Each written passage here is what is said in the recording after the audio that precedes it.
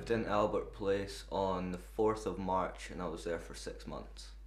My home life had gone down badly and my social worker, well, he told me about it. I thought it'd be a good idea. Just if you come off supervision, it's hard because you just don't know how to take it all in, sort of thing. And then once you do take it all in, it kind of hits you, penny drops. You realise that you've got to do everything yourself now, and then that scares you. But it's just a learning curve. You have to do it. I knew it was a supported accommodation block, but I didn't know really what that entailed until I got here. But it's a very easy going level. It's not a rigid, sheltered accommodation kind of thing. It's support rather than holding. What came here in March, end of March. Well, all my family are away in Fife. I've not got anybody nearby. The closest family I've got is Edinburgh. So for me, this is my home. I have to treat it as my home. They're perfect for just, you're moving out, you're quite young, you need to start out somewhere. Perfect just for you living on your own. I can decorate, I can do my own things to it. Like, you can just make it your own sort of thing. It gives you a good reason to learn how to do things, aka hammers, things like that. Because I never learned until I tried to use God knows what to try and put a nail in the wall and almost took my thumb off. So you do learn things as you go, sort of thing. So it's just big, massive learning curve, but you don't realise it because it happens over time, sort of thing. It's your own flat. There's certain ground rules, but if you are good for a certain amount of time, they can be lenient. Like, most people are only allowed to have their friends until 10 p.m. I was allowed to have them until midnight at weekends because the first 2 months I'd had no complaints. So it's a brilliant place to live, really. Best place to get the start you need. Security, doors, like letting people in and out, how you want to have your house seen. Because let's face it, if I had all the numpties that I knew coming to the door, my flat wouldn't get a good reputation. I don't want where I'm living having a bad reputation. Because generally it just causes trouble, so you just learn to keep yourself quiet, and it's easier life for you, sort of thing, than having police at your door every 20 minutes going, oh, where's so-and-so? You need to prove that you're able to do that, and that you're able to keep where you are safe, secure, you're able to do everything that's asked of you. Until then, you'll stick by the rules. And to be honest, if you come off supervision, you need rules. I still have down days. Like, even yesterday I had a down day. I mean, you do have your days where you will sit and you will cry your eyes out and you don't know why. Mm-hmm. But that's just part of moving out, you know what I mean? Nobody else wouldn't do that, you know. You need to learn how to get yourself into a routine. You're just a completely different person. You take responsibility for yourself. You do everything you need to do and you don't complain about it.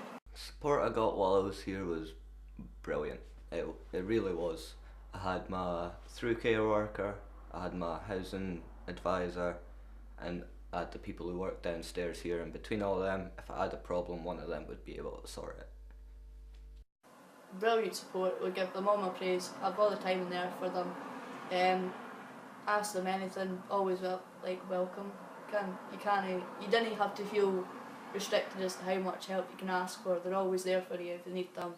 I've got quite close relationships with them, and I think that that's definitely a part that was needed.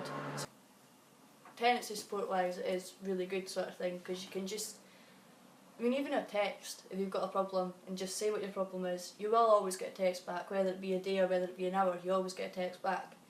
But you know that you've got that support there. It's not a case of, oh no, are they going to be in the day, are they going to be in or not.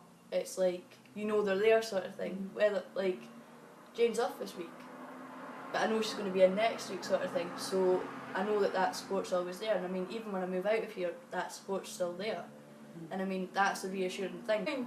So it's nice to have feedback as well and know that you're actually doing well, sort of thing. The best things about Albert Place would be the freedom of it, and the people who work downstairs, the concierges, they're just top notch. Can't say anything bad about them. But it's good if you need to have a talk, and if you need to say, well, you know, I've got a problem, can you help me, sort of thing. So you're not completely alone in your flat. Mm-hmm. You have got someone there, but it's like unknown, sort of thing. It made me learn to be smarter with money. A lot smarter with money. And You can't just impulsively do things when you're thinking about the house. It's you have to take it into consideration, really. Really, how to pay gas, electric, those things are scary when you first move out because you think, oh my god, Tesco's doesn't do that. It's scary, you know what I mean? You have to pay gas, electric, you have to learn how to budget. Food is the most impossible thing ever. How you pay for food is just, you don't know how. You need to be learning how to do that. It's like, see, even if I get 70 quid put in my bank account once a week, I'll have a wee party with myself. You know what I mean? Buy expensive juice, buy expensive chocolate. That's not something that I'm used to these days. If I go home and someone says to me, oh, you wanting this meal? And I'm like, what? You know, what's this sort of thing? How can you afford that? And you start to realise how important all the little things are. Spend it wisely. Don't think to yourself you can get away with 5 weeks with no paying electricity, because you can. And it comes back to haunt you. I mean, this is probably the best place to get a job or to get into college, because it's the one place where you can. You're centred. Tesco's is there, bus stations there, college is there. You've got everything you need. If you want options, work for it. But if you're going to sit in here day after day after day after day with your weekly amount of money, there's no point in you being here. I mean, support workers will help you through it, and at the end of the day, it's all up to you. I've got a place out in Walkerburn at the moment, out in the countryside, really. I stay with, we've got a housemate and we both rent from the landlord, so it's basically a room in the rest of the house, so it works. Generally, how to live like what we would class as normal sort of thing. You just mature. You have to, or else you won't move out here in the right state of mind to move out, you know. So you have to learn all those sort of things before you go, right, I'm ready to move out. I would do it again. If I could go back and do it again, I definitely would. You need it.